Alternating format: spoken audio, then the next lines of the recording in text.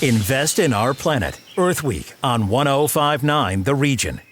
As we continue with our look at Earth Week building up to Earth Day, it's great to see new technology making a big difference in this country to save the planet. We're thrilled to be speaking to Lynn Mueller, the CEO of SHARC Energy, using wastewater and preventing it and helping it to recover heat energy, really making a difference in the country. Lynn, how are you? It's a pleasure to speak to you.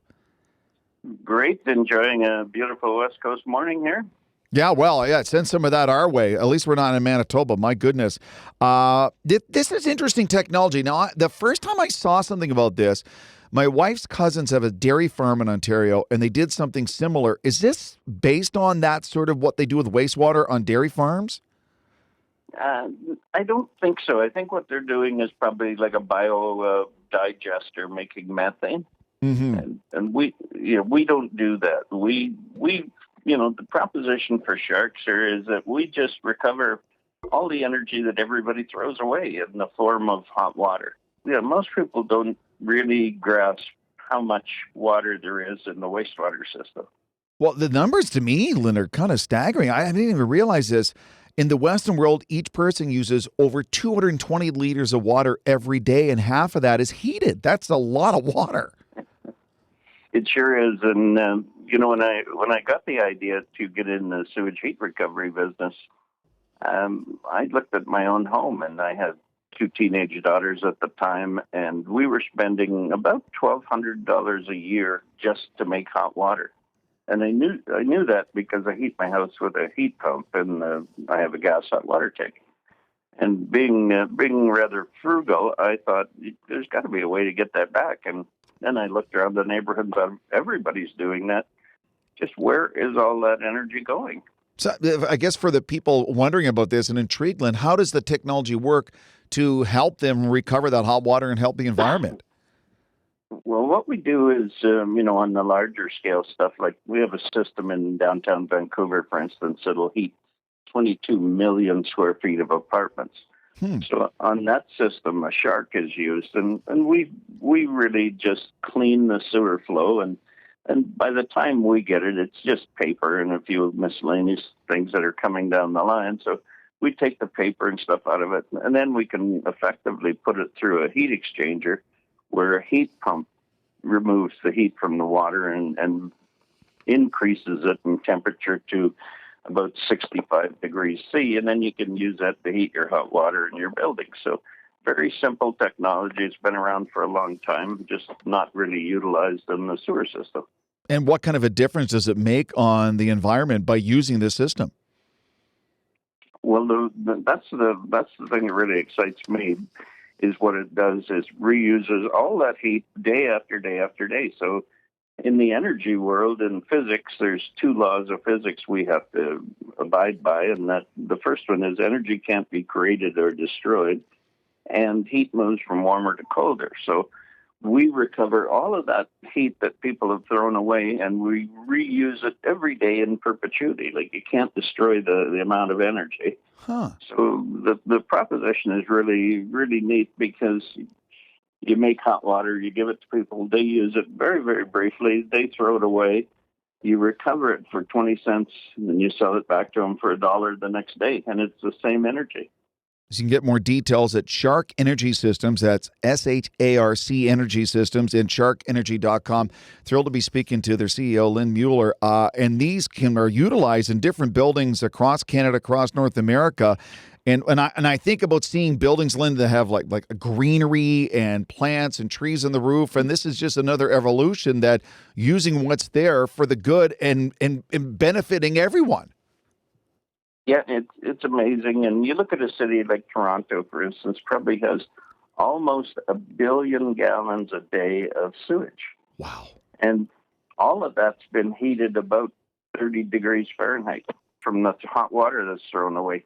And then that can be recovered and save tons of energy, tons of water, tons of everything for the people in the Southern Ontario region.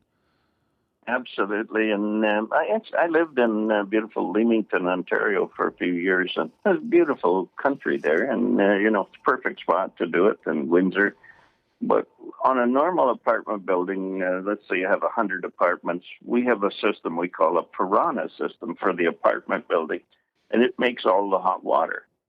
Well, it'll save about a ton of carbon per person in the building per year just by recycling that waste heat. So it has an effect like no other technology in the world. Well, Lynn, it's people like you and your company that are making a difference, and in so many levels. Thank you so much for joining me and talk about this and educating our listeners about SHARC Energy Systems. You're doing great work. Keep it up, my friend. Thank you, sir. I really appreciate your time. A celebration of Earth Week. Listen live at 1059theregion.com. Invest in our planet. Earth Week on 1059 The Region. 1059 The Region, and throughout Earth Week, we are chatting with various Earth heroes out there right now. And I will tell you, there is one group that's very heroic. They're called Ducks Unlimited, and they have helped to conserve more than 1 million acres of land in Ontario.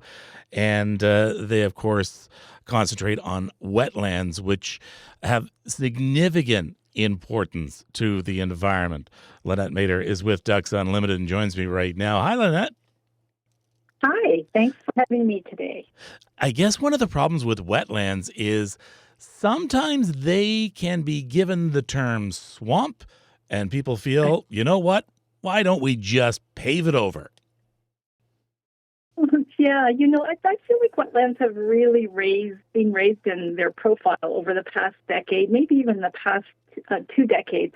I like to think we've long overcome the swamp designation, but it is true that we continue to lose them, particularly in southern Ontario, where competition for land use is pretty intense in this area. So we do continue to lose them, but we find that more and more landowners and the public in general have a much stronger appreciation for wetlands and the role that they play in a healthy landscape and in climate resilience. And what do you do to conserve this land? Is it enough just to get control of the land and let it be? No, it's not enough, particularly in southern Ontario, where, as mentioned, there's a lot of competition for land use here. So it is important to protect what wetlands are remaining, but it's equally important to restore wetlands. And that's what Ducks Unlimited Canada really specializes in. We're the on-the-ground wetland restoration organization, and we work with landowners, private and public landowners, to literally go out there onto the land and restore wetlands where they used to be. And, it could look like a plain empty field, but we can do the soil testing and do the hydrological surveys and determine that, yes, wetland project will function here. And then we get to work with heavy equipment and voila, we create new, restored wetland habitat. So we're literally putting wetlands back on the ground. Do you just concentrate on wetlands in wilderness areas and rural areas? Are you finding yourself getting into urban built-up areas as well? Not so much. In those areas, we really advocate for naturalized stormwater systems.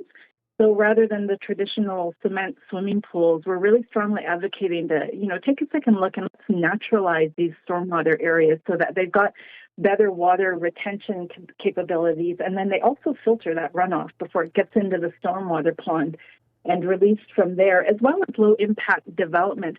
But the thing that we increasingly understand, and certainly the pandemic has pointed this out to all Ontarians, is that people who live in urban and suburban communities, they want natural spaces.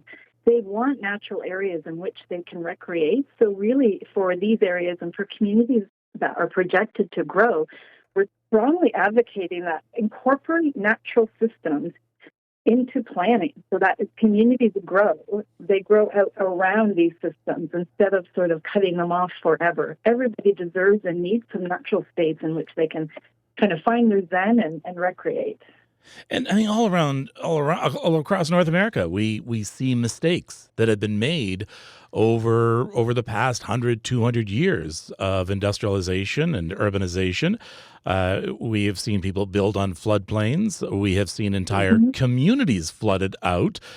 And our initial reaction is to fight back and put up berms and levees and walls. Yes, and that's reactive. That's for sure. And certainly we have come to absolutely rely on engineered solutions in urban centers. We've built our communities around rivers and lakes because everybody wants to live on water. Yeah. And now we're paying the price for that and so heavily reliant on very expensive engineered solutions. So that's why it's even more critically important that as our communities grow, let's ensure that we're not only protecting natural systems, but restoring them, reconnecting them, and enhancing them so that they're a part of our communities. All right. How can people get involved?